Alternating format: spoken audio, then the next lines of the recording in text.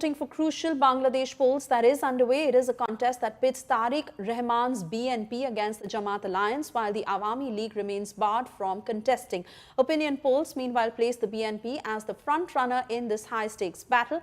Jamaat, meanwhile, say the public wants real political reform, promising credible and transparent polls and insisting there will be no second-class citizens in Bangladesh. On the other hand, Sheikh Hasina's son, Sajid Wazid, has dismissed the election as a sham, warning of extremism and even calling for a boycott.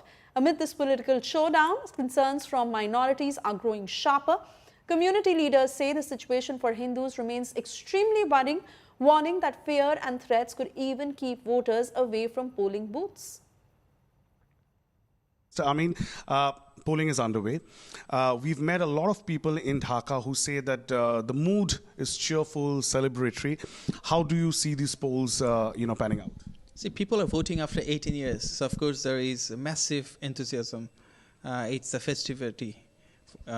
People believe that for the first time in many years, they'll be able to express themselves, choose their own representatives. BNP being the largest party, most popular political party, we believe if it's a free, fair and credible elections, we are on course to win. Unfortunately, last night we saw some sporadic incidents where our opposition party tried to capture different polling centers. We saw how they tried to provoke violation.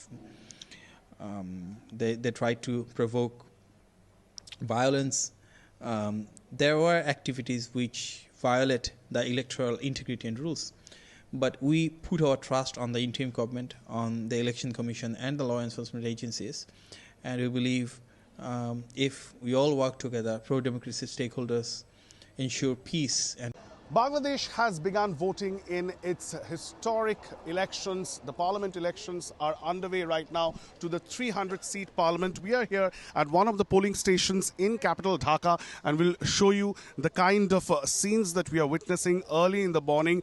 Polling has begun from 7:30 a.m. in the morning in Bangladesh, and since morning we are seeing, handsome turnout at polling stations, at least in Dhaka, with a lot of participation of women as well as youngsters. Youngsters, of course, make a significant part of the 12 crore, voters who will be exercising their franchise in these significant parliamentary elections in Bangladesh. And security has been tightened across Bangladesh. There is the army, the air force, the navy, the border guards of Bangladesh who have been deployed in large numbers, lakhs of them, security personnel who are right now deployed to maintain law and order across 42,000 polling stations in Bangladesh. You can see the bodyguards, Bangladesh personnel who have now been deployed. So all eyes on these elections. There are thousands of international observers, hundreds of international journalists